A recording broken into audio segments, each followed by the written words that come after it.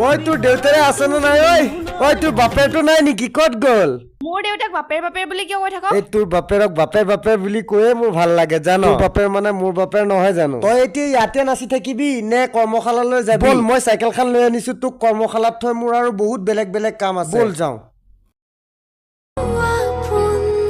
চাইকেলৰ আগতে উঠি ল